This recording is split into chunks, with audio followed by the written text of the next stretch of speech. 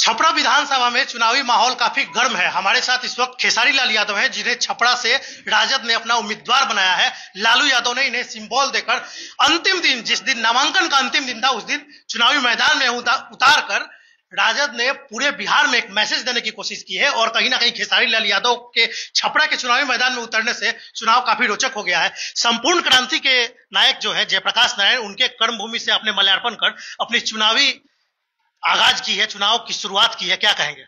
देखिए, हम सबके सौभाग्य है जो छपरा में उनके जैसे महापुरुष पैदा हुए, भिखारी ठाकुर जी जैसे महापुरुष पैदा हुए, महेंद्र मिश्र जैसे महापुरुष पैदा हुए, डॉक्टर राजेंद्र प्रसाद जैसे महापुरुष पैदा हुए। मैंने ये छपरा की धरती का समझिए कि उन लोगों ने सजाया है, और ये हमारा सौभाग्य है कि ऐसे धरती पे हम भी पैदा हुए।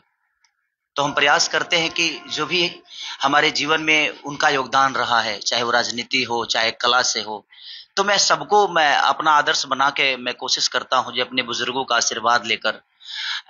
जेपी के आशीर्वाद लेने के पीछे क्या है, जिन्होंने संपूर्ण क्रांति से, चाहे बिहार के राजनीति में जो भी उपजे हो, जेपी के ही कहीं ना कहीं चीज से माना जाता है। आखिर आपने जेपी के ही माल्यार्पण से अपनी चुनावी आगाज की शुरुआत क्यों की? हम भगवान कृष्ण को क्यों याद करते हैं? उसके बाद तो बहुत सारे देवता पैदा हुए। हम भगवान राम को क्यों याद करते हैं? उसके बाद भी तो बहुत सारे देवता हुए। देखिए, सबसे बड़ी चीज कि हम उनको मानते भी हैं और जानते भी हैं, इसलिए हमारे लिए वो बहुत जरूरी है। हम किसी को मानते हैं तो किसी को जानते नहीं, और जानते हैं तो मानते नहीं, ये होता है। और हमने उनको जाना भी है तो बेहतर तरीके से जाना है, और माना भी है तो बेहतर तरीके से माना है। जैसे आप राम को देख लीजिए, चाहे कृष्ण को देख लीजिए, हम उनको जानते भी हैं और उनको मानते भी हैं कि उन्होंने अपने जीवन को कैसे चलाया है। तो दुनिया में कोई भी आदमी घर में रहकर कुछ नहीं कर पाया है। जब इंसान घर छोड़ता है तभी उसको पता चलता है कि दुनिया कितनी बड़ी है और लोग कितने प्यारे हैं इस दुनिया में। और ये दुनिया और जिंदगी आसान नहीं है। अगर आसान है तो जिंदगी नहीं। तो मुझे लगता है कि जो संघर्षपूर्ण इंसान है उनको आदर्श बना के ही हम संघर्ष के रास्तों पे चल सकते हैं। तो हमारा भी यही प्रयास रहा था। खेसारी लाल यादव नामांकन के दिन काफी भावुक हो गए। उन्होंने मरौड़ा के जो उम्मीदवार है राजद के, उनसे गले लगकर इमोशनल हो गए, आंख से आंसू आ गई। ऐसी कौन सी परिदृश्य से आई कि आखिर आंख से आंसू हो गई, भावुक हो गया? मैं बात उसी दिन की नहीं है, मैं हर दिन भावुक हो जाता हूं कि जिस छपरा की धरती पे मुझे एक इंसान तो छोड़ दीजिए, शायद इस छपरा की धरती पे कई बार आया मैं, लेकिन कभी किसी मैंने इसी छपरा की धरती में मेरे पहला कैसेट फेंक दिया गया। जब मैं कैसेट प्रचार करने आया था तो फेंक दिया गया, और आज इसी धरती पे पूरा छपरा पैक हो गया, सिर्फ एक अपने बेटा और अपने भाई खेसारी के लिए। तो ये इमोशन का पल तो था, इमोशन भी था, और खुशी इतनी बड़ी थी कि मैं आपको बता ही नहीं सकता कि आखिर भगवान ने मुझे क्या बना दिया। मैं तो बस एक कलाकार बन के रहना चाहता था, लोगों का बेटा बन के रहना चाहता था, लेकिन मैं पैदा सिर्फ एक माँ से ही हुआ हूं और एक पिता मेरे पिता है। बट आज ऐसा लग रहा है ना कि मैं पूरे शहर का बेटा हूं, पूरे बिहार का बेटा हूं, पूरे छपरा का बेटा हूं, मैं हर उस माँ का बेटा हूं।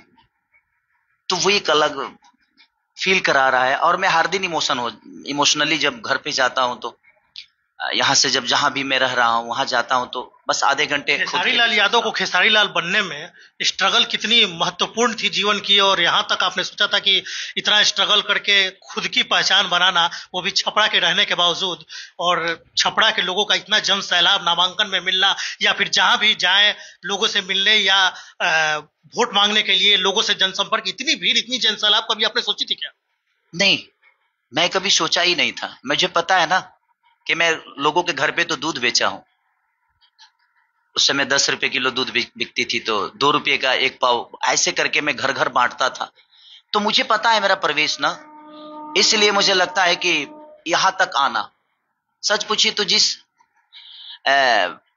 राह में कांटे ना हो ना, मुझे नहीं लगता कि वो रास्ता है।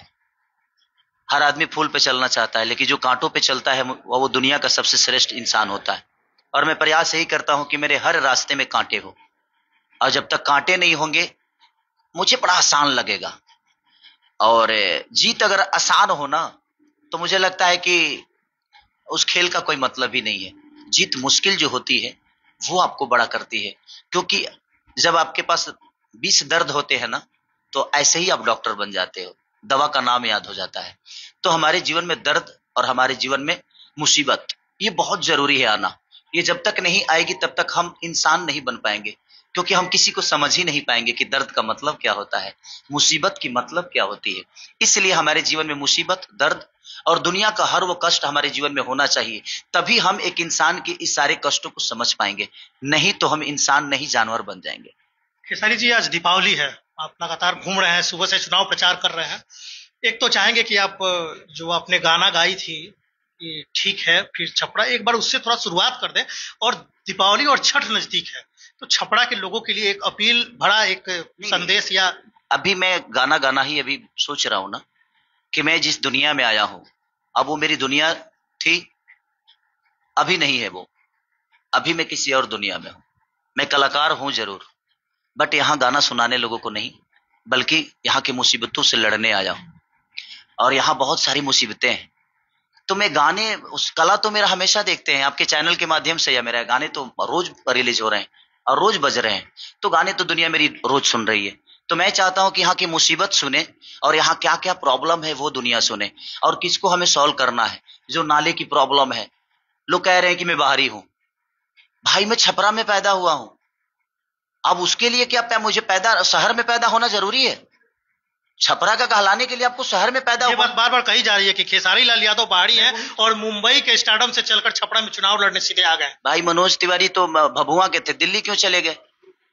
बात विषय वो नहीं है, आपको अपनी विचारधारा कितना प्यारा है उस पे बात करना है हमें, कि हमारी विचारधारा कितनी प्यारी है। आखिर बेटा हो, आपके पास ही हो, लेकिन अंधा हो, क्या फर्क पड़ता है? एक गिलास पानी तक आपको नहीं देगा। लेकिन बेटा हो, आंख हो, तो शायद वो अगर मुंबई भी होगा ना, तो मुझे लगता है कि अपने पापा के लिए 2 वक्त की रोटी का पैसा और उनके दवा दारू का पैसा भेज सकता है। तो मेरे कहने का मतलब, यहाँ जितने लोग थे शहर में ही थे बट अंधे थे। क्या आपको कभी नहीं दिखा कि इतने सारे व्यापारियों का इतना सारा नुकसान हुआ इस बारिश में? वो उसका कारण कौन है? लोगों ने 15 साल तो दिया आपको, 15 साल दिया ना, क्या किया आपने? आप यही शहर में रह के किए क्या? कुछ लोग कह रहे हैं कि पैराशूट से उतरेंगे, कहां उतरेंगे? उतरने का जगह कहां छोड़े हो आप? उतरने के लिए एयरपोर्ट बनाए हो, डूबा हुआ है। विषय वो है ही नहीं है। मैं किसी का विरोधी हूं ही नहीं, मैं किसी भी प्रत्याशी का प्रतिबंधी किसी को मानते हैं? नहीं नहीं नहीं, मेरे जीतने के बाद तो भी मेरा वोटर ही हो जाएगा, तो उसके लिए तो विकास करना ही है ना मुझे। तो मैं जीतते हैं तो छपरा की जनता के लिए क्या करें? जीतते हैं, ये सवाल ही नहीं है कि जीतते हैं, जीत गए हैं। छपरा की जनता के लिए के दिल में हूं मैं। देखिए सबसे बड़ी बात, चुनाव जो परेशानी है लोगों की, उसके लिए क्या करें? मेरे लिए चुनाव विषय नहीं है, मेरे लिए लोगों का इमोशन विषय है। मेरे लिए हमारे बुजुर्गों का प्यार जो है, इनका जो विश्वास मेरे लिए है, ये कोई जरूरी थोड़ी है।